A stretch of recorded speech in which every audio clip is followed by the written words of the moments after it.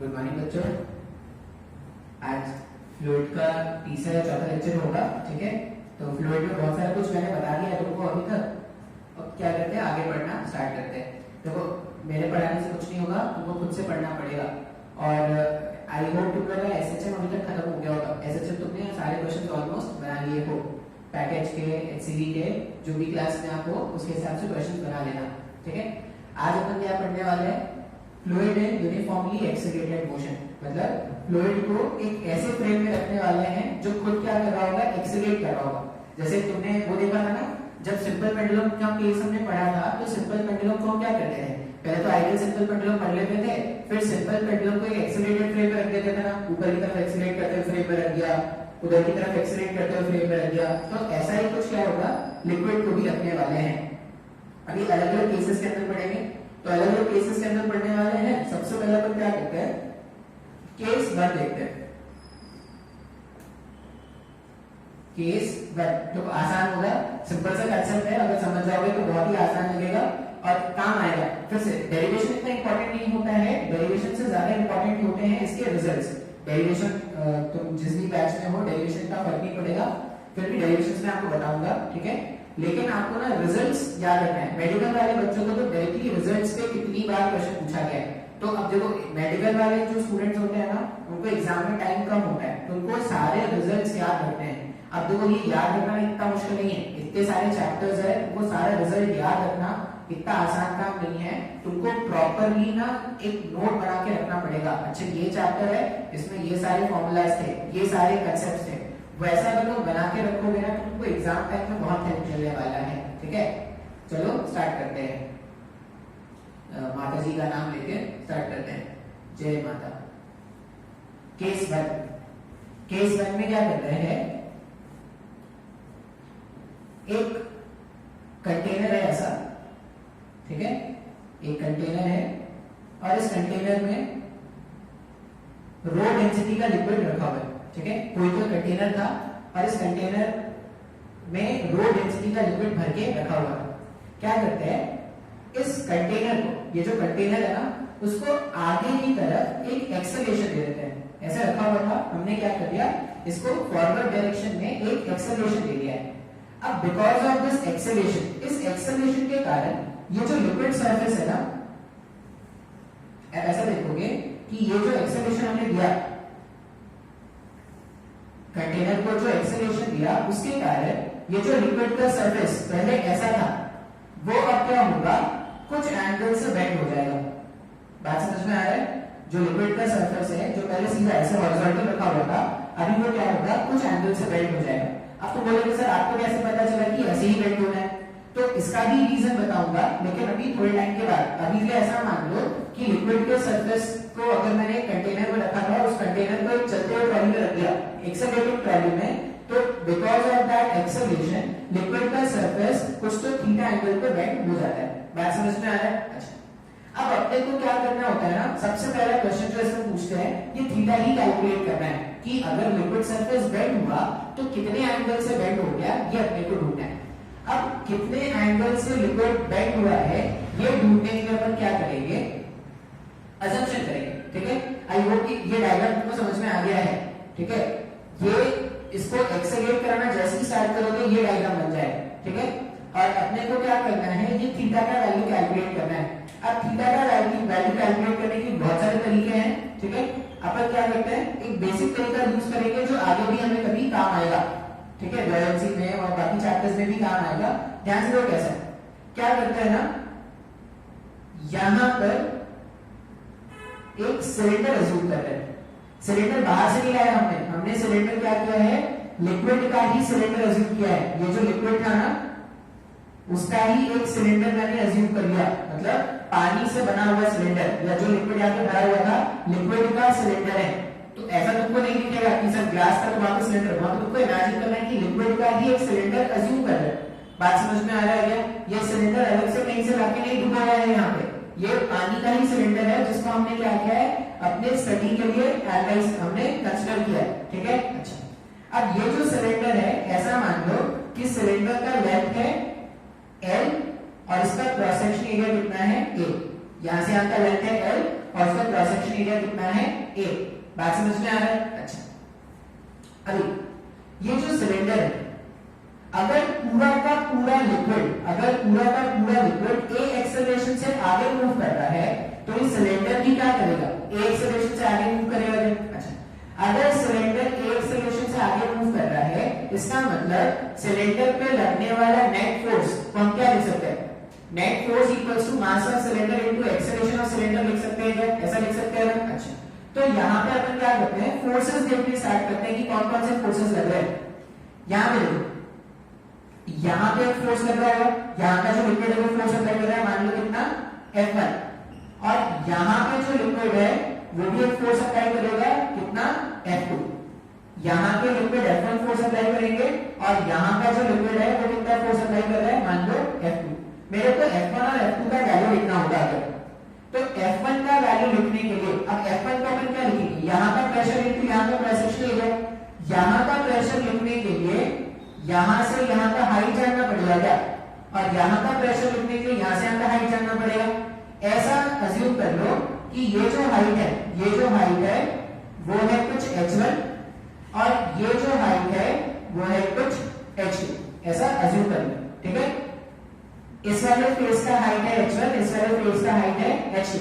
अगर यहाँ का हाइट है h1 तो f1 क्या होगा? f1 को जब मैं लिखूंगा तो F1 ऐसा लिखे ना, प्रेशर इनटू वहां पे होगा, तो यहाँ का प्रेशर होगा रो जी H1 इनटू एरिया। लिख सकते हैं क्या? यहाँ पे जो फोर्स लग रहा था F1 उसका वैल्यू कितना आ गया? रो into G H1 into area. यहाँ पे जो फोर्स लग रहा है F2, अगर मुझे उसका वैल्यू लिखना है तो क्या लिखेंगे? रो जी H2 इनटू एरिया। सर मेरे को नहीं समझ में आ रहा है सर। अरे मैंने कुछ नया नहीं बताया भाई, मैंने क्या बोला कि फेस पे जो प्रेशर लग रहा था उस प्रेशर को फाइंड कर लिया। प्रेशर को फाइंड किया है इन टर्म्स ऑफ हाइट, तो हाइट मैंने H1 H2 अज्यूम कर लिया।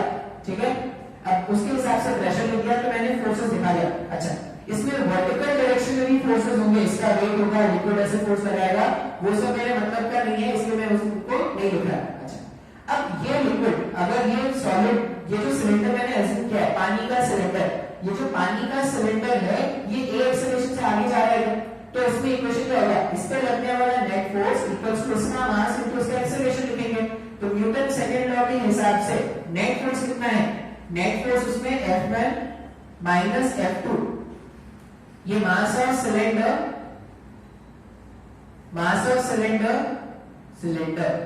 पता नहीं क्या cylinder, mass of cylinder into acceleration और सिलेंडर, ऐसे कुछ लिखेंगे क्या?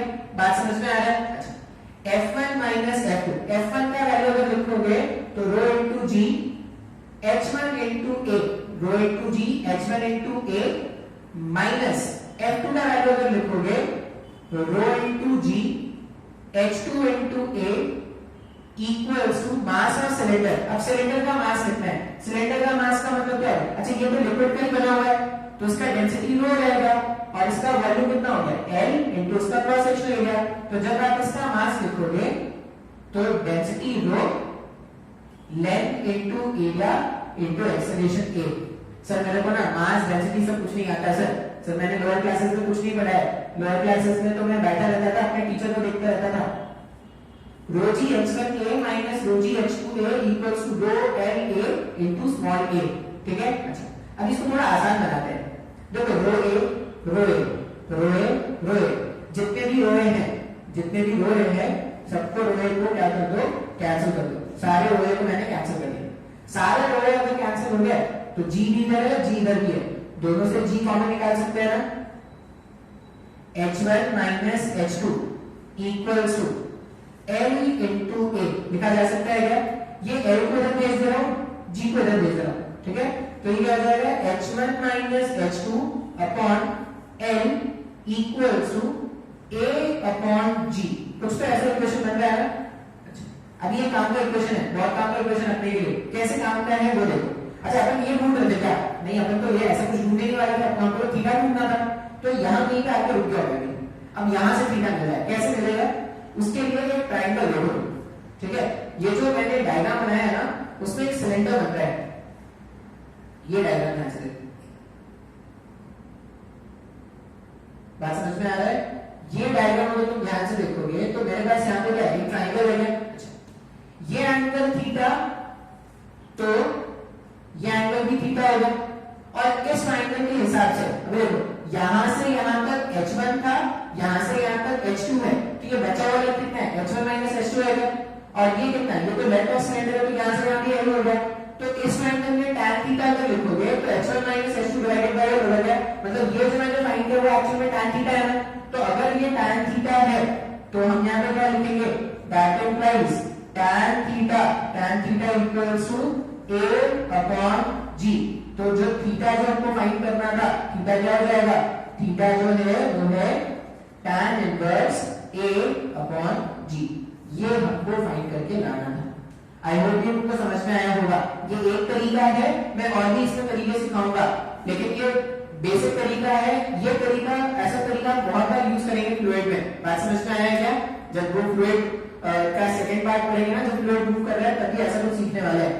आई होप ये डेरिवेशन तुमको समझ में आया है, तो डेरिवेशन नोट कर लो, ठीक है? मैं देख लेता हूँ रिकॉर्ड हो रहा है कि नहीं। हो रहा है, रिकॉर्ड हो रहा है, सही। अच्छा, इसके बाद क्या करना है अपने को, ये समझ में आ गया। अब इसमें ना ये जो डेरिवेशन हमने लाया है, मेरे को थीटा तो मिल गया, सबसे पहला काम हो गया कि कितने एंगल से उसको बेंड करना था, कितने एंगल से वो टिल्ट होता है सरफेस, ये मेरे को पता है, वो कितना है, tan inverse a upon g। इसी में मान लो मैं ऐसा बोलता ना कि ये जो कंटेनर है वो कांस्टेंट स्पीड v से आगे चल रहा है, मान लो ऐसा बोलता, ये जो कंटेनर है वो कांस्टेंट स्पीड v से आगे चल रहा है। अगर कांस्टेंट स्पीड v से आगे चलता तो a का वैल्यू 0 हो जाता है, a का वैल्यू 0 होने पे वो क्या हो जाता, tan थीटा 0 बन जाता ना, tan थीटा 0 बनने का मतलब थीटा 0 हो जाता है, और थीटा 0 होने का मतलब ये ऐसा हॉरिजॉन्टली रहेगा। बात समझ में आ रहा है? अच्छा, अभी तुम खुद से सोचो, जितना ज्यादा एक्सेलरेशन होगा, जितना ज्यादा एक्सेलरेशन होगा, tan थीटा क्या था, हमारे पास रिलेशन ऐसा है ना, हमारे पास सॉल्व करने का रिलेशन क्या आया था, tan theta equals to a upon g। जितना ज्यादा कंटेनर का एक्सेलरेशन होगा, a अपॉन g का वैल्यू उतना ज्यादा होगा, मतलब थीटा उतना ज्यादा होने वाला है। बात समझ में आ रहा है?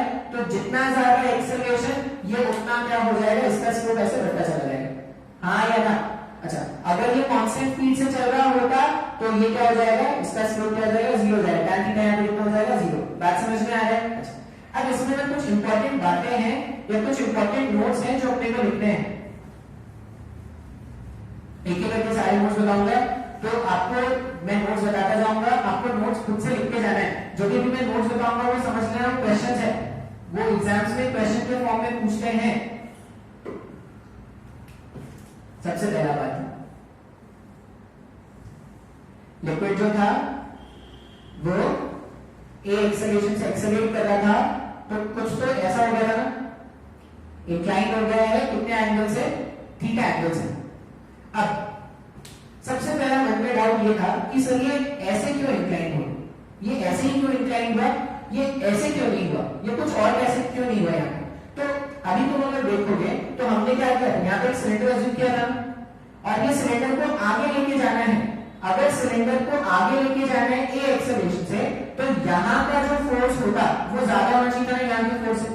बात समझ में आ रहा है? अब यहाँ का फोर्स ज्यादा तभी होगा जब यहाँ का प्रेशर ज्यादा होगा। डायग्राम ऐसा ना, डायग्राम में बना दूं, ये डायग्राम था ऐसा, यहाँ का फोर्स ज्यादा होगा अगर यहाँ के फोर्स है, अगर F1 ज्यादा होगा F2 से तभी तो आगे मूव कर पाएगा।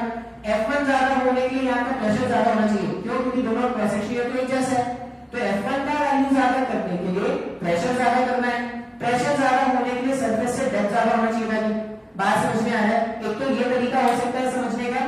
दूसरा तरीका अगर तुम सोचोगे, दूसरा तरीका क्या है, ये जो लिक्विड हमने जब तुमको पढ़ाया था, लिक्विड, ठीक है, तो हमने ऐसा बोला कि सरफेस के अलोंग उस पे लगने वाला नेट फोर्स 0 होना चाहिए, ठीक है। लिक्विड टेंजेंशियल स्ट्रेस बियर नहीं कर पाता ना, कैसे? मान लो लिक्विड का कॉलम ऐसे रखा हुआ है, तुमने फोर्स अगर ऐसा टाइप किया होगा तो लिक्विड फ्लो करना स्टार्ट कर जाता है, हाँ या ना? अच्छा, यहाँ पे लिक्विड फ्लो कर रहा है क्या?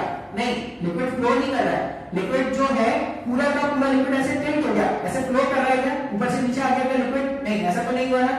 तो लिक्विड अगर फ्लो नहीं कर रहा, इसका मतलब सरफेस के अलोंग नेट फोर्स कितना होना चाहिए? जीरो होना चाहिए क्या? सभी को नहीं है समझ लिया? ये बहुत इंपॉर्टेंट बात है, ये तुमको समझना है।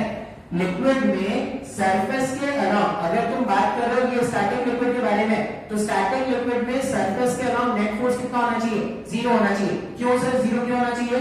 मान लो ये लिक्विड है, ये सब नोट करते जाना, छोटी छोटी बातें जो बताऊंगा। मान लो ये लिक्विड है और इसमें जो फोर्स है, अगर इसमें जो फोर्स है वो मान लो सरफेस के अलावा होता, मान लो ऐसा फोर्स होता। अब अगर ऐसा फोर्स होगा तो इस फोर्स का लिक्विड इधर उधर मूव करना स्टार्ट करेगा। अब जब आप नॉर्मली ग्लास के कंटेनर में लिक्विड को ऐसे रख के रखते हो तो लिक्विड आगे भागता रहता है क्या? नहीं, लिक्विड आगे नहीं भागता। अगर लिक्विड आगे नहीं भाग रहा है, इसका मतलब उस पे लगने वाला जो भी फोर्स है उसका कंपोनेंट सरफेस के अलावा क्या आना चाहिए? जीरो आना चाहिए। तो अगर सरफेस के अलावा जीरो आना चाहिए, मतलब जो भी फोर्स है वो सरफेस के परपेंडिकुलर आना चाहिए। सर मेरे को नहीं समझ में आ रहा है सर, ये बहुत इंपॉर्टेंट लाइन है भाई, बहुत इंपॉर्टेंट लाइन है, एकदम ध्यान से समझो। अगर मैं ऐसा बोल रहा हूं कि जो भी मेरा लिक्विड है, जो भी मेरा लिक्विड है वो इक्विलिब्रियम में है या वो स्टैटिक में है, अगर वो स्टैटिक में इक्विलिब्रियम में है तो उस पे जो भी फोर्स लगेगा, उस पे जो भी फोर्स लगेगा वो हमेशा सरफेस के परपेंडिकुलर होता है। अच्छा, अगर सरफेस के परपेंडिकुलर नहीं होता, मान लो जैसा कि मैं बोल रहा हूं कि लिक्विड का सरफेस है और इसमें फोर्स कैसे दिखा रहा है? ऐसे परपेंडिकुलर दिखा। अगर फोर्स परपेंडिकुलर नहीं होके कुछ एंगल पे होता है ऐसे, तो अगर ये फोर्स कुछ एंगल पे होता है तो उसका एक कंपोनेंट इधर बनता है, एक कंपोनेंट इधर बनता है। अब ये कंपोनेंट लिक्विड को मूव करना स्टार्ट कर देता है, ऐसा तो नहीं हो रहा है। अगर ऐसा नहीं हो रहा है, इसका मतलब हमारा जो अजम्पशन था वही गलत है। तो अजम्पशन गलत क्यों हो गया? क्योंकि हमने फोर्स ऐसा मान लिया था कुछ एंगल पे। तो यहाँ पे नोट पॉइंट क्या लिखेंगे? नोट पॉइंट लिख लेंगे कि फॉर स्टैटिक कंडीशन, ठीक है, for static condition net force on the surface of the liquid is always perpendicular to the surface। ये नोट करके लिखना है। For static liquid, net force, for static liquid, net force on the surface of the liquid is always perpendicular to the surface। ठीक है, इसमें reason क्या लिखोगे? अगर फोर्स परपेंडिकुलर नहीं होता, ऐसा ही लिखना है, ये याद रखना है। अगर फोर्स परपेंडिकुलर नहीं होता तो फोर्स के कंपोनेंट लिक्विड के परपेंडिकुलर, लिक्विड के सरफेस के परपेंडिकुलर और लिक्विड के सरफेस के अलोंग बनते।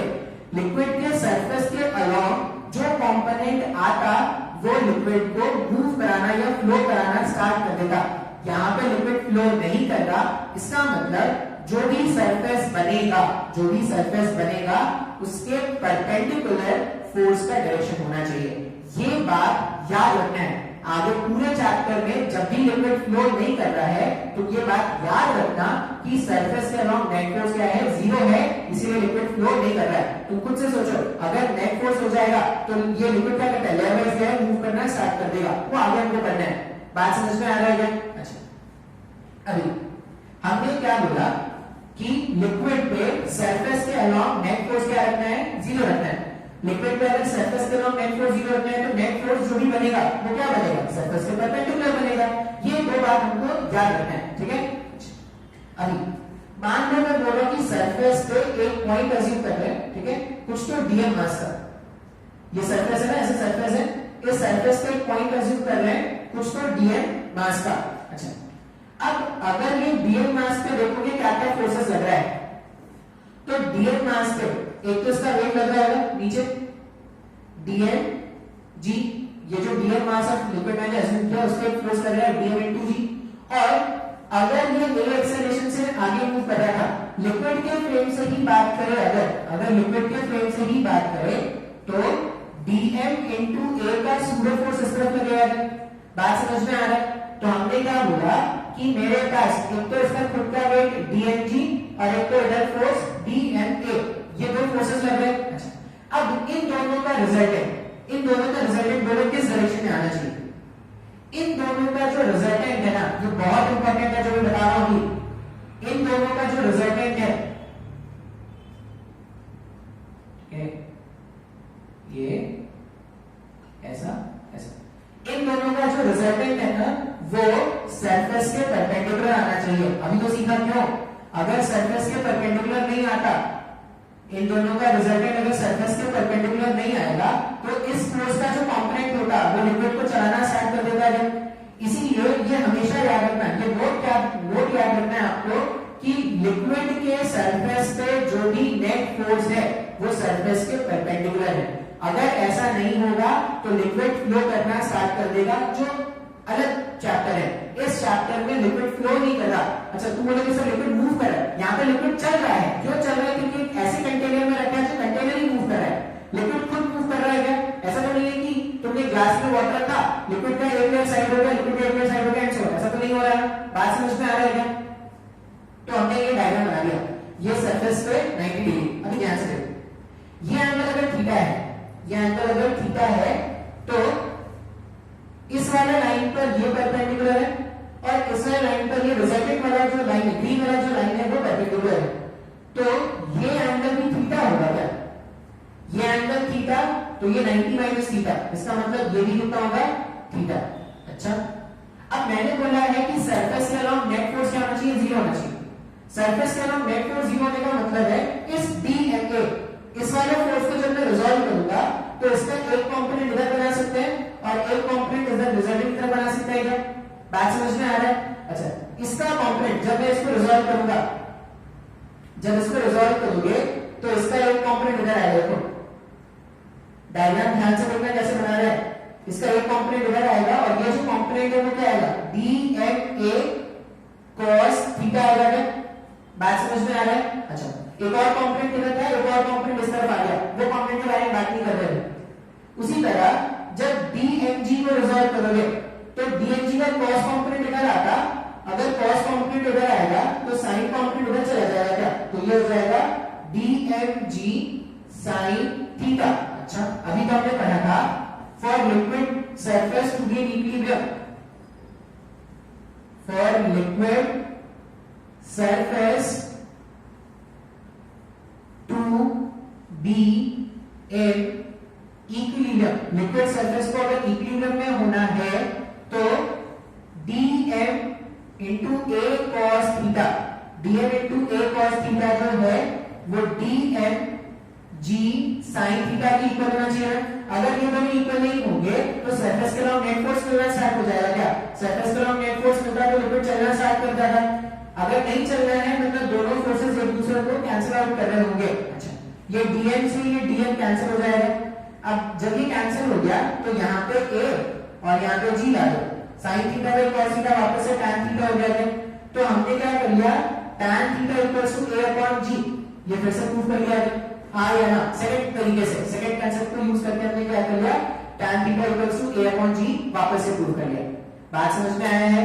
अच्छा फिर से ये हो गया, इसमें जो हमने कंसेप्ट करा है उसमें नोट नंबर 1 सब तुमको कॉपी में लिखना है अच्छे से। नोट नंबर 2 क्या लिखोगे? नोट नंबर 2 ध्यान से देखो। अब मैंने तुमको बोला था ना स्टार्टिंग में कि ऐसा मान लो सरफेस ऐसा बनता है। अब सरफेस क्यों ऐसा बना उसके लिए क्या करना? हमेशा याद रखना, उसके लिए हमेशा क्या याद रखेंगे? नोट याद रखेंगे। ये नोट 2 है इस डायग्राम का। नोट क्या रखेंगे? Liquid surface arranges itself, liquid surface arranges itself always perpendicular to the net force। ठीक है, liquid surface always arranges itself perpendicular to the net force। अभी देखो नेट फोर्स की ग्रीन लाइन से मैंने दिखाया था, पता नहीं तुम्हारे स्क्रीन पे आएगा कि नहीं। ये ग्रीन कलर से मैंने ये नेट फोर्स दिखाया है। अब ये जो नेट फोर्स है अगर वो इस डायरेक्शन में है तो सरफेस इसके परपेंडिकुलर होगा क्या? हाँ या ना? तो ये नोट 1 और ये नोट 2। सर मेरे को कुछ भी नहीं समझ में आया। देखो बहुत ही आसान कंसेप्ट है। पहला कंसेप्ट मैंने तुमको क्या बताया? पहला कंसेप्ट तुमको थीटा कैलकुलेट करना सिखाया। पहले हमको क्या सीखना है इस डायग्राम में कि थीटा कैसे कैलकुलेट करते हैं। फिर हमने ये देखा कि ठीक है भाई अगर लिक्विड का सरफेस बना है तो लिक्विड के सरफेस के अलावा कोई भी डायग्राम हो, कैसा भी एक्सेलरेटिंग फ्लूइड हो, सरफेस के अलावा नेट फोर्स क्या रखना है? 0। तुम ध्यान से देखो जब लिक्विड ऐसे रखा हुआ था ना, कोई एक्सेलरेशन नहीं है, सिर्फ ऐसे लिक्विड रखा हुआ है तो उसमें एक्सेलरेशन क्या है? सिर्फ एक mg है ना, सिर्फ एक mg फोर्स है। अगर mg फोर्स है तो mg force perpendicular to surface ऐसे ही बना था ना, सरफेस लिक्विड का सरफेस हमेशा नेट एक्सेलरेशन के परपेंडिकुलर दिखाना है या नेट फोर्स के परपेंडिकुलर दिखाना है, ठीक है। अच्छा, नेट फोर्सेस में ना मैं वो लिक्विड जो फोर्स अप्लाई करेगा ना उसके बारे में बात नहीं कर रहा। जैसे जैसे ध्यान से देखते हैं तो बोलोगे कि ये dmg फोर्स दिखाया है, ये dma फोर्स दिखाया है, ये जो बाकी जो लिक्विड है वो भी तो इसमें फोर्स अप्लाई करता है ऊपर की तरफ, वो मैं नहीं दिखा रहा, ठीक है। वो क्या कर रहा है, वो ही तो इसको बैलेंस कर रहा है ना। जैसे अगर मैं बोलूं कि इस वाले पॉइंट पे नेट फोर्स इस तरफ आ गया होता है तो ये नीचे भाग जाएगा नहीं, ऐसा तो नहीं कहा होगा ना, इसको किसी ने बैलेंस किया होगा क्या, किसने बैलेंस किया है, तो बाकी बचे हुए लिक्विड ने इसको बैलेंस किया होगा, तो वहां से नॉर्मल रिएक्शन फोर्स आएगा, उसके बारे में बात नहीं कर रहा मैं, ठीक है। मैं बात कर रहा हूं जो लिक्विड के अलावा जो फोर्सेस हैं, ठीक है, उसके वेट के बारे में, एक्सीलरेशन के बारे में, सो ऑन, जो भी नेट फोर्स आएगा उसको बैलेंस कौन करेगा। जैसे मैं अगर तुमको एक डायग्राम बताऊं ना, ये सब ध्यान से समझना है, ये सब छोटी छोटी बातें हैं लेकिन कंफ्यूज करती हैं कभी कभी ये सब। मान लो ये ग्लास टम्बलर है, ठीक है, और ये सरफेस है, सरफेस पे पॉइंट कंसीडर कर लो। अब इसका वेट dmg नीचे लग रहा है ना, तो अगर इसका वेट dmg नीचे है तो ये लिक्विड वाला पॉइंट नीचे गिर गया क्या, नहीं, ये तो वहीं पर रुका रहेगा ना। ऐसा तो नहीं है कि तुम अगर देखोगे सरफेस में ग्लास में पानी लगा तुम देखा कि वो जो पानी का रबर है वो नीचे चला गया, पानी का जो सरफेस था वो नीचे लगा, नया पानी आ गया, ऐसा थोड़ा हो जाएगा, ऐसा नहीं होता। अगर इसका मतलब ये जो dmg फोर्स था इसका वेट उसको किसने बैलेंस किया, ये बाकी बचा हुआ लिक्विड इस पे क्या करेगा, एक नॉर्मल रिएक्शन फोर्स लगाया जाए तो वो dmg को बैलेंस करता है। उसी तरह इसमें अगर नेट फोर्स इधर है तो बाकी बचा हुआ लिक्विड एक फोर्स ऊपर लगाएगा जो क्या करेगा, इसके नेट फोर्स को बैलेंस करेगा। तो लिक्विड के अलावा जो फोर्सेस लग रहे हैं ना वो सारे फोर्सेस हम दिखा रहे हैं। मुश्किल लग रहा है क्या, इतना मुश्किल नहीं है यार, ध्यान से अगर तुम लेक्चर देखोगे ना तो इतना मुश्किल नहीं है, बस तुमको हो सकता है पहली बार पढ़ रहे हैं तो थोड़ा कंफ्यूजन हो जाए, ठीक है, लेकिन बहुत ही आसान टॉपिक है। नोट वन क्या था, नोट वन है सरफेस पे कोई नेट फोर्स नहीं है, वहां से हमने tan थीटा कैलकुलेट कर लिया। नोट टू ज्यादा इंपॉर्टेंट है कि सरफेस कैसा बनेगा, लिक्विड का सरफेस हमेशा नेट एक्सेलरेशन के डायरेक्शन, नेट एक्सेलरेशन के परपेंडिकुलर डायरेक्शन में बनेगा। बात समझ में आ रहा है क्या। नेक्स्ट में इसमें क्या करेंगे, प्रेशर कैलकुलेट करना सीखेंगे, ठीक है। तो ये हमारे पास डायग्राम हो गया।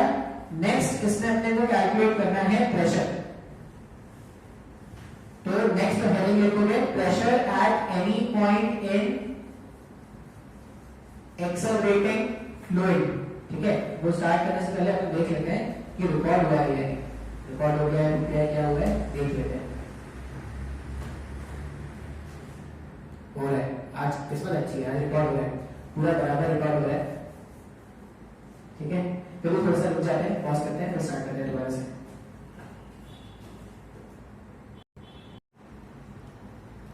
ठीक है, आगे कंटिन्यू करते हैं। आगे क्या करना है हमको, pressure at any point, pressure at any point in an accelerating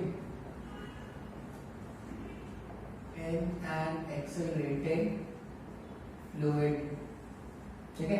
ये हमको क्या करना है, फाइंड करना है। कल मैं बोल रहा था, मैंने वो देखा अर्जुन रेड्डी।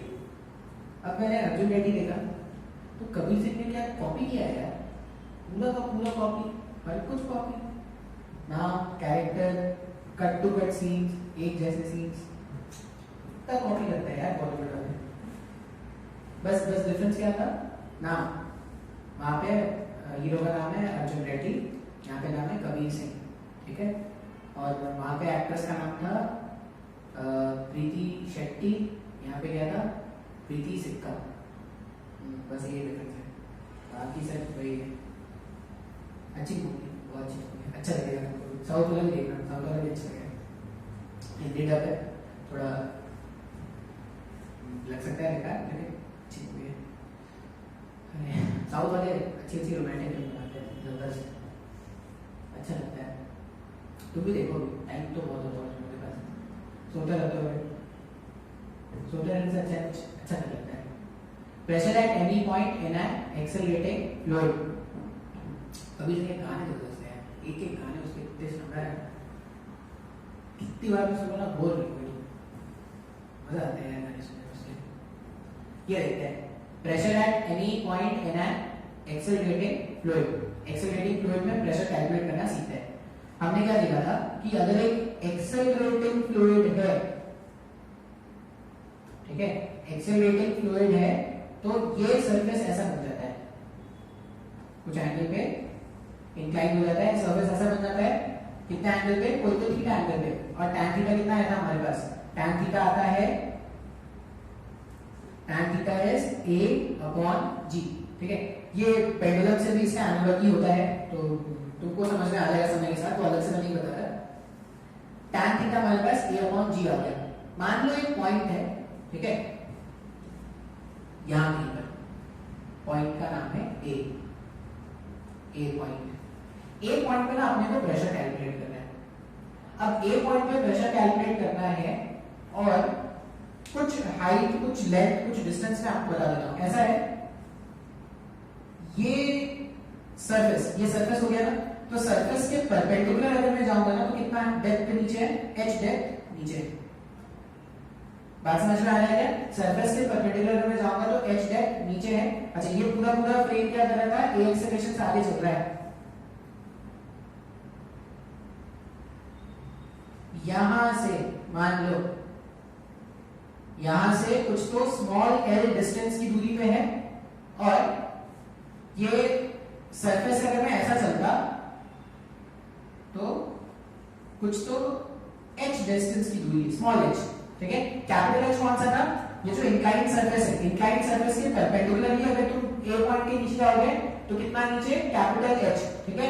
ये जो हाइट है, ये जो डेप्थ था वो कैपिटल H, यहां से जो डेप्थ लिख रहे हैं वो स्मॉल h, और यहां से जो डिस्टेंस लिख रहे हैं वो l। बात समझ में आ रहा है क्या? अच्छा, अभी ध्यान से देखना पॉइंट ए पे प्रेशर कैसे कैलकुलेट करते हैं। हमने क्या पढ़ा है, प्रेशर जब हम ऐसे इस वाली सिचुएशन में, जब आसान सिचुएशन था, ये ऐसा था, सरफेस से अगर h हाइट नीचे जाना होता था, सरफेस से h हाइट अगर नीचे जाते थे तो प्रेशर क्या लिखते थे, रो इनटू g इनटू h, ये प्रेशर का वैल्यू बता रहा है। अच्छा, P0 में नहीं लिख रहा, वो एटमॉस्फेरिक प्रेशर है, तुम चाहो तो लिख भी सकते हो, समझ में आ जाएगा। यहाँ पे गेज प्रेशर कितना था, रो इनटू g इनटू h बता रहा है, तो नेट प्रेशर क्या, एब्सोल्यूट प्रेशर कितना, P0 plus rho into g into h।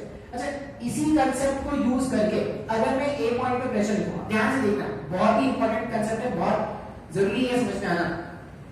जब तुम यहाँ पे ऐसे मूव करते थे ना, तो परपेंडिकुलर के अलावा, सरफेस के परपेंडिकुलर अलाउ चल रहे हैं, सरफेस के परपेंडिकुलर के अलावा जब तुम डेप्थ में नीचे आ रहे थे तो एक्सेलरेशन का रेट क्या है, वहां पे g है क्या? जब आप सरफेस के अलाउ चल रहे थे तो यहाँ पे जो एक्सेलरेशन था वो g है क्या? बात समझ में आ रहा है? इस केस में जब तुम सरफेस के परपेंडिकुलर चलोगे तो एक्सेलरेशन g है क्या? नहीं, एक्सेलरेशन g नहीं है भाई, एक्सेलरेशन g तो इस डायरेक्शन में था। बात समझ में आ रहा है क्या? एक्सेलरेशन g इस डायरेक्शन में था, एक्सेलरेशन a इस डायरेक्शन में था, इस डायरेक्शन में दोनों का रिजल्टेंट है क्या? हाँ या ना? तो जब मैं ए पॉइंट पे प्रेशर लिखूंगा ना, इस फॉर्मूले को देखते हो, मुझे देखो, मुझे कंसेप्ट यही लिखना है, रो इनटू जी इनटू एच, जहां पे रो क्या है, रो मेरे पास डेंसिटी है लिक्विड का, एच क्या है, तो सरफेस से कितने डेप्थ नीचे है, वो सरफेस से कितने डेप्थ नीचे है वो मेरे पास हो गया एच, और जिस लाइन के अलाउंग तुम मूव कर रहे हो ना, उसका क्या लिखोगे, उस डायरेक्शन का एक्सेलरेशन लिखोगे। अभी ये बात समझ में आएगा, थोड़ा सा ध्यान से देखना, जिस लाइन के अलाउंग तुम मूव करोगे उस लाइन के अलाउंग जो नेट एक्सेलरेशन है ना वो तुमको लिखना है। बात समझ में आ रहा है? दो कैसे, जैसे मान लो मेरे को ए पॉइंट पे एक्सेलरेशन लिखना है, जो मैं बताने की कोशिश कर रहा हूं, पता नहीं समझ में आएगा कि नहीं। ए पॉइंट पे एक्सेलरेशन लिखना है, मैं तीन तरीके से लिखूंगा, तीन तरीके से एक्सेलरेशन लिखूंगा, तीनों का वैल्यू सेम आएगा, मैं किसी भी तरीके से लिखूंगा। ध्यान से देखना, प्रेशर एट पॉइंट ए, मैं पहले किस तरीके से लिख रहा हूं, मैं इधर ऐसे मूव करने वाला हूं, ये पहला तरीका है मूव करने का। डायग्राम एकदम ध्यान से देखना, सरफेस के परपेंडिकुलर, अब अगर सरफेस के परपेंडिकुलर, सरफेस से कितना डेप्थ नीचे जाना है, कैपिटल एच डेप्थ नीचे जाना है, लिक्विड का डेंसिटी था, यहां पे प्रेशर अगर लिखता तो P0 प्लस रो, इस लाइन के अलाउंग प्रेशर कैसे, इस लाइन के अलाउंग एक्सेलरेशन कैसे चेंज हो रहा है, root over of G square plus A square के हिसाब से चेंज हो रहा है क्या?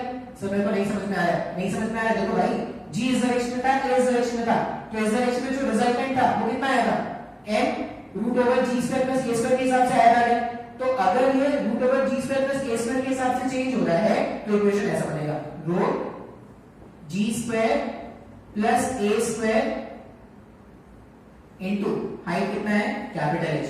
सर मेरे को नहीं समझ में आया, अभी मैं और दूसरे तरीके से लिखूंगा तो शायद आपको समझ में आ जाए। मान लो अब मैं बोल रहा हूं कि मैं प्रेशर लिखने वाला हूं इस तरह से, ऐसे इस लाइन के अलॉन्ग मूव करके, रेड से दिखाया है, पता नहीं आपको दिख रहा है कि नहीं। मान लो मैं इस लाइन के अलॉन्ग मूव करके प्रेशर लिखने वाला हूं, तो ये रेड वाले लाइन के अलॉन्ग जब मैं मूव करके प्रेशर लिखूंगा तो रेड वाले लाइन के अलॉन्ग जो एक्सेलरेशन है वो जी के हिसाब से जी के टर्म्स में आएगा। रेड वाले लाइन के अलॉन्ग जब आप मूव करोगे ऐसे ऐसे चलने पे एक्सेलरेशन क्या है, जी है, इसका कोई एक्सेलरेशन का रोल ही नहीं है, वो तो वर्टिकली हम बात कर रहे हैं। अच्छा, वर्टिकली तुम अगर लिखोगे तो प्रेशर ए लिख रहे हैं, पी नॉट अभी भी रहेगा, उसके ऊपर एटमॉस्फेयर था, रो अभी भी रहेगा, अभी भी रो है। एक्सेलरेशन के प्लेस में क्या लिखेंगे, अभी तो जी के हिसाब से वेरिएशन हो रहा है तो स्मॉल जी, और हाइट कितना होगा, हाइट स्मॉल एच होगा। सही, और ये तो अलग है, आपने बोला था सेम आएगा, सेम आएगा बंधु, देखो अभी कैसे सेम आएगा। ये जो ट्राइंगल है, ठीक है, इस ट्राइंगल को मैं अलग से बनाऊंगा से, ये मैंने एच बताया था और ये मैंने बताया था स्मॉल एच। बात समझ में आ रहा है, ध्यान से देखना। इस वाले लाइन पर ये परपेंडिकुलर है क्या, ये डॉटेड लाइन जो होता उस पे ये परपेंडिकुलर है ना, और इंक्लाइन वाले लाइन पे ये परपेंडिकुलर है, तो जो इनके बीच का एंगल है वही इनके बीच का भी एंगल होगा। तो ये मेरे पास हो गया थीटा और ये मेरे पास हो गया 90 डिग्री। ध्यान से देखना, जब तक डायग्राम नहीं समझोगे ना नहीं समझ में आने वाला। ये h, ये स्मॉल h, ये थीटा। अब इस ट्रायंगल में मैं क्या करता हूं ना, मुझे ये h एलिमिनेट करना है, मुझे h को लिखना है कैपिटल H के टर्म्स में। सेम अगर लाना है तो इसको बनाना पड़ेगा ना, स्मॉल h को लिखेंगे कैपिटल H के टर्म्स में। कैसे लिखते हैं, इस ट्रायंगल में देखो, अगर मैं cos थीटा लिखूं इस ट्रायंगल के लिए, इस ट्रायंगल में अगर मैं cos थीटा लिखूंगा तो cos थीटा क्या हो जाएगा, cos थीटा होता है बेस अपॉन हाइपोटेनस, यही तो लिखते हैं ना। तो cos थीटा अगर बेस अपॉन हाइपोटेनस है तो यहाँ पे स्मॉल h को h अपॉन sec थीटा लिख सकते हैं क्या, स्मॉल h को क्या लिख सकते हैं, h upon h upon cos theta.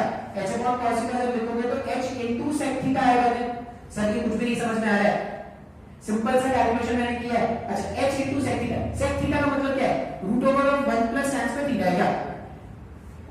Basic trigonometry अगर अपने को आता है तो ये हो जाएगा sec थीटा का मतलब होता है 1 प्लस tan स्क्वायर थीटा का रूट ओवर। अरे tan थीटा तुमको पता था sir tan theta a by g था, मैं वैल्यू पुट कर सकता हूं क्या वहां पे, अगर मैं वैल्यू पुट कर दूंगा ना तो ऐसा हो जाएगा h equals to capital H 1 plus a square g square upon g। लिख सकते हैं क्या ऐसा। सर मेरे को नहीं समझ में आ रहा है, नहीं समझ में आ रहा है, बेसिक ट्रिग्नोमेट्री सीखो भाई, ये बहुत ही आसान है। tan थीटा का वैल्यू मैंने वहां पे सब्स्टिट्यूट कर दिया।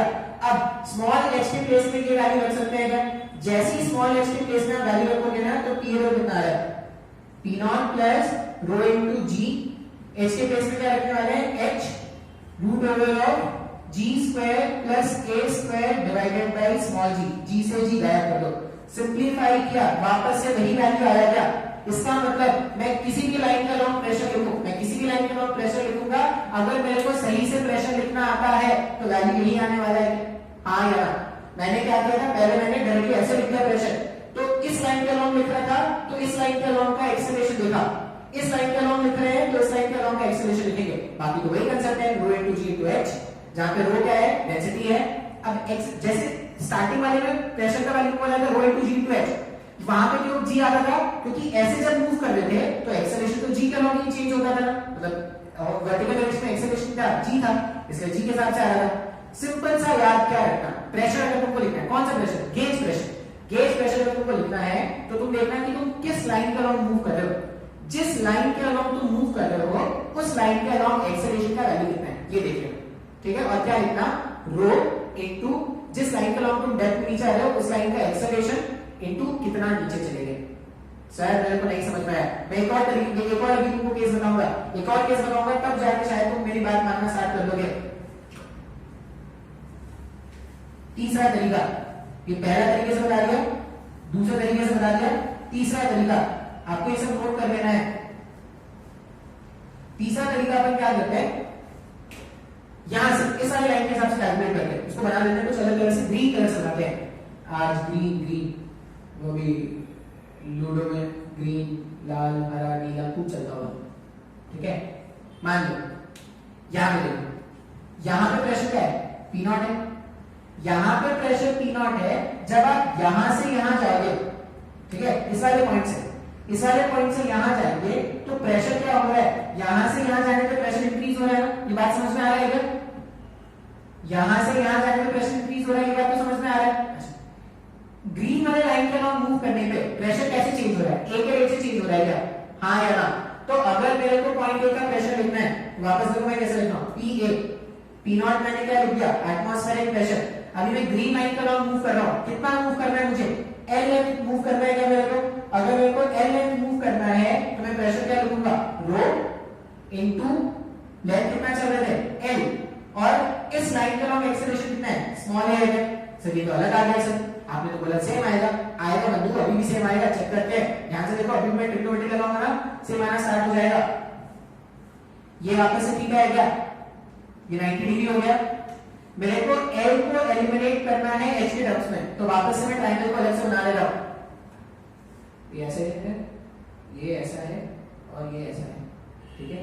आप कैसे हैं, ये तो ऐसा है, आप अच्छे हो ना। ये लेते हैं L और ये मेरे पास था कैपिटल H, बात समझ में आ रहा है? अभी देखो थीटा का मेरे को L एलिमिनेट करना है, साइन थीटा लिख सकते हैं क्या? अगर मैं साइन थीटा लिखूं तो साइन थीटा क्या हो जाएगा, H अपॉन L, ये साइन थीटा हो गया ना। साइन थीटा अगर ये है, साइन थीटा अगर ये है तो L को लिख दो H अपॉन साइन थीटा, मतलब H इंटू कोसेक थीटा। बात समझ में आ रहा है? कोसेक थीटा का वैल्यू ढूंढ लेते हैं। कोसेक थीटा का वैल्यू कितना हो जाएगा, अगर tan थीटा, कहां पे लिखो इसको, तुमको रफ में लिखना है, ठीक है। अगर tan थीटा का वैल्यू मेरे को पता है तो cot थीटा भी पता है ना। अगर tan थीटा मेरे को पता है, यहां देखो tan थीटा पता है, मतलब क्या है, cot थीटा भी पता है। cot थीटा कितना हो जाएगा, g अपॉन a, और cosec थीटा को 1 plus cot square theta cosec square theta होता है, तो cosec स्क्वायर थीटा की प्लेस में लिख देना 1 plus cot square theta. cot square theta कितना हो जाएगा, g स्क्वायर, सिंपलीफाई करने पे a square divided bye a, हाँ या ना? अब ये जो L का वैल्यू आया है वो यहाँ पे सब्स्टिट्यूट कर दो, P A इक्वल्स टू कितना, P nought plus rho L के प्लेस में H root over of A square plus G square small a into a से a गायब, तो प्रेशर एट पॉइंट A अभी भी कितना आ रहा है, P nought plus rho G rho into H root over of A square plus G square. Sir ये तो बहुत ही आसान लग रहा है सर, बहुत ही आसान लगेगा। सर क्या करना है, एक फॉर्मूला याद रखना है तुमको। फॉर्मूला क्या याद रखना है, अब तुमको कभी भी प्रेशर लिखना है, किसी भी पॉइंट का प्रेशर लिखना है, तुम फॉर्मूला याद क्या रखोगे।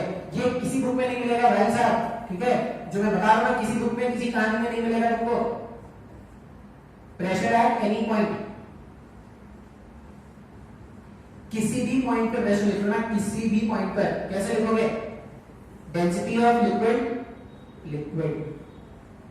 Density of liquid into height या डेप्थ जो भी है, ठीक है। डेप्थ में जाने पे प्रेशर इंक्रीज हो रहा है, density of liquid into depth into acceleration along the depth. ये फॉर्मूला याद रख लो, बाकी कुछ याद रखने की जरूरत नहीं है तुमको। सर मेरे को नहीं समझ में आया, नहीं समझ में आया, लेक्चर को बार बार देखो, बहुत इंपॉर्टेंट है, बहुत ही आसानी से तुम प्रेशर लिख लोगे। बात समझ में आ रहा है क्या? जो भी मैंने सिखाया है ना, उसके अपन क्या करते हैं, एप्लीकेशन देख लेते हैं। एप्लीकेशन कैसा होगा, अभी मैंने क्या किया था, लिक्विड को ऐसा लगाया था, ऐसा समझ लो, लिक्विड को एक ऐसे फ्रेम में रख दिया जो ऊपर भाग रहा है, ठीक है। तो इतना पहले नोट कर लो।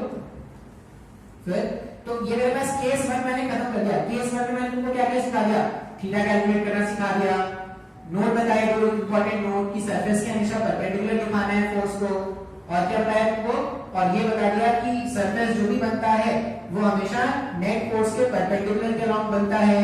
और प्रेशर, किसी भी पॉइंट पे प्रेशर लिखने का तरीका बता दिया, किसी भी लाइन के अलॉन्ग प्रेशर लिख सकते हैं, बस उस लाइन के अलॉन्ग का डेप्थ पता होना चाहिए और उस लाइन के अलॉन्ग का एक्सेलरेशन पता होना चाहिए, तो किसी पॉइंट पर प्रेशर लिख सकते हैं क्या, ठीक है।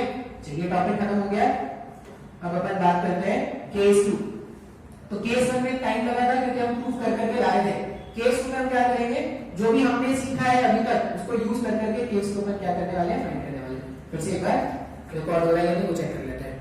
अरे हो रहा है भाई, हो रहा है, रिकॉर्ड हो रहा है, तुम्हारी किसका बात जबरदस्त है, सारा कुछ रिकॉर्ड हो रहा है, ठीक है, सारे एक्शन रिकॉर्ड हो रहे हैं, एवरीथिंग इज ऑन कैमरा। तो बहुत बहुत ध्यान पे थोड़ा ध्यान रखना पड़ता है कि ऐसे तो क्लासों में कुछ भी बोल देता था ना, कैमरा में नहीं बोल सकते। कैमरा में लोग अरे सर ऐसा बोलते हैं, तुम लोग वीडियो रिकॉर्ड कर लेंगे, अरे ये तो ऐसा बोलता है भाई, क्लास में पढ़ाता नहीं है, इधर उधर की बातें करता है, ये तो बहुत संभल के रहना पड़ता है। अभी गलती से भी कुछ गलत ना निकल जाए, ऐसे तो मैं बहुत ही अच्छा रहता हूँ, गलती से कुछ गलत ना निकल जाए, बहुत ध्यान रखना पड़ता है अपने को। हाँ, केस 2 देखते हैं। केस 1 में क्या किया था, केस 1 में लिक्विड को ऐसा भगाया था, केस 2 में लिक्विड को ऊपर भगाते हैं। ये आसान हो गया, तो अगर साइड में भगाना सीख जाए तो इधर तो भगाना बहुत ही आसान है, ठीक है। ये लिक्विड है और ये पूरा का पूरा लिक्विड ए एक्सेलरेशन से ऊपर जा रहा है, पूरा का पूरा लिक्विड जो है वो ए एक्सेलरेशन से ऊपर जा रहा है, ठीक है। अभी तुम खुद से बोलो सरफेस कैसा बनेगा, सरफेस में कोई इंक्लिनेशन आएगा क्या, सरफेस में कोई इंक्लिनेशन आएगा क्या, हाँ या ना, नहीं, सरफेस में कोई इंक्लिनेशन नहीं आएगा। क्यों, क्योंकि हमने क्या देखा था, tan थीटा का वैल्यू क्या आएगा, a/g, और a कौन सी डायरेक्शन का एक्सेलरेशन था, a x के डायरेक्शन का एक्सेलरेशन था। यहाँ पे जो जब भी वो tan थीटा है ना, तुम चाहो तो इसको जनरलाइज कर सकते हो, tan थीटा क्या था, acceleration along x, acceleration along x divided by acceleration along y। ये जनरलाइज करके तुम याद रख सकते हो अगर तुमको tan थीटा याद रखना है तो। अभी x के अलोंग कोई एक्सेलरेशन है क्या, नहीं बंधु, x के अलोंग कोई एक्सेलरेशन नहीं है। अगर x के अलोंग कोई एक्सेलरेशन नहीं है मतलब सरफेस जो है अभी भी वैसा ही रहेगा जो स्टेशनरी में था। तो सरफेस में अगर कोई चेंज नहीं आया तो थीटा पे नहीं कैलकुलेट करेंगे, थीटा नहीं कैलकुलेट करेंगे, अच्छा फिर क्या कैलकुलेट करें, प्रेशर कैलकुलेट कर सकते हैं, अलग अलग पॉइंट पे प्रेशर कैलकुलेट कर सकते हैं ना। मान लो मेरे को प्रेशर कैलकुलेट करना है इस वाले पॉइंट पे, पॉइंट ए है जहां मेरे को प्रेशर कैलकुलेट करना है, कितना डेप्थ नीचे है, कुछ तो h डेप्थ नीचे है। अभी इस लाइन के अलोंग जब मैं मूव करूंगा, ध्यान से देखना, इस लाइन के अलोंग जब मैं मूव करूं तो एक्सेलरेशन g के रेट से चेंज हो रहा है क्या, नहीं। हम हमेशा लिक्विड के फ्रेम से बात करते हैं, जब मैं लिक्विड के फ्रेम से बात करूंगा तो g एक्सेलरेशन तो तब होगा जब एक्सेलरेशन 0 होगा। अभी अगर मैं इस डायरेक्शन के हिसाब से बात करूंगा, ये मेरे पास ये डेप्थ के अलोंग में अगर बात करूंगा तो एक्सेलरेशन क्या है, g प्लस a के रेट से चेंज हो रहा है, इसको g इफेक्टिव भी बोला था, पेंडुलम के केस में यही तो g इफेक्टिव आया था, g प्लस a। तो यहाँ पे अगर आप प्रेशर लिखोगे ना पॉइंट ए का प्रेशर अगर लिखोगे तो कितना हो जाएगा, P nought plus rho into G plus A into H. तुम बुक्स में देखना, बुक्स में ये फॉर्मूला बोलते हैं भाई, pressure equals to P nought plus rho G effective into H. अब तुमको जी इफेक्टिव भी कैलकुलेट करना मैंने सिखाया है, सिंपल पेंडुलम वाले केस में तुमको जी इफेक्टिव भी कैलकुलेट करना सिखाया था। अभी मैंने एक नया तरीके से प्रश्न को सॉल्व करना सिखाया है। क्या करना है, जिस भी लाइन के अलोंग जो भी मेरा डेप्थ, जिस भी लाइन के अलोंग मैं डेप्थ चेक कर रहा हूं उसके अलोंग एक्सेलरेशन किस रेट से चेंज होता है, बस वो जानना है। अगर मैं ऐसे वर्टिकली डाउनवर्ड जाऊंगा इस केस में तो एक्सेलरेशन g प्लस a के रेट से चेंज हो रहा है, तो प्रेशर क्या हो जाएगा, P nought plus rho g plus a into h। बात समझ में आया। अच्छा, इसी का उल्टा केस क्या होगा, इसी का उल्टा केस मान लो ऐसा होगा, ये एक्सेलरेशन ऐसा है, ये तुम अलग से बनाना, ये एक्सेलरेशन अगर ऐसा है, एक्सेलरेशन अगर इस डायरेक्शन में आ गया तो जो भी g इफेक्टिव होगा वो g माइनस a हो जाएगा क्या, तो यहाँ पे प्रेशर क्या हो जाएगा, इसको मैं लिख रहा हूँ केस 3,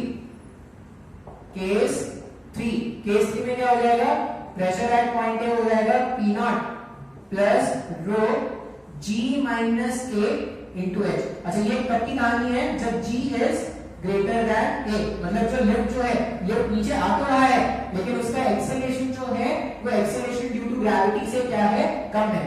चलिए, मुश्किल लग रहा है कि ये सब जी इफेक्टिव वाली बात है ना, ये सब तो बताया ना, आसान है ना, सबको जो भी तुमको बताया है सबका क्या करते हैं, कंबाइन कर देते हैं। सबको अगर मैं कंबाइन कर दूं केस को, ये बहुत ही आसान था यार, बहुत ही आसान था। अच्छा, एक चीज और ध्यान रखना, मान लो इसी में g का वैल्यू a के बराबर हो जाता है, ऐसा कब होता है, जब वो लिफ्ट क्या होता है, फ्री फॉल में आ जाता है। तुम लिफ्ट में क्या कर दिया, तुमने लिफ्ट में तुम फिजिक्स सीखने गए, बीकर लेके चले गए, बीकर में, सोचा कि भाई ये जो सबने पढ़ाया चेक कर लेते हैं, वहां पे बीकर लेके चले गए। अब तुम्हारा दुश्मन उसने क्या किया, लिफ्ट का धागा ऊपर से काट दिया, जो थ्रेड में जो लिफ्ट बंधा होता है, तो तुम भी फ्री फॉल में हो, लिफ्ट भी फ्री फॉल में है। अब क्या हो जाएगा, उस केस में जी और ए का वैल्यू सेम हो जाएगा। क्या जैसे जी और ए का वैल्यू सेम हो जाएगा तो रो जी माइनस ए, ये पूरा टर्म गायब हो गया। क्या ये पूरा टर्म गायब हो गया, तो गेज प्रेशर तो गायब हो गया। इसका मतलब जब भी एक लिक्विड को तुमने फ्री फॉल में रख दिया है तो उसके हर पॉइंट का प्रेशर सेम हो जाएगा। क्या जो वेरिएशन डेप्थ के साथ हो रहा था, प्रेशर का वेरिएशन जो डेप्थ के साथ हो रहा था वो चेंज होना स्टार्ट हो गया नहीं।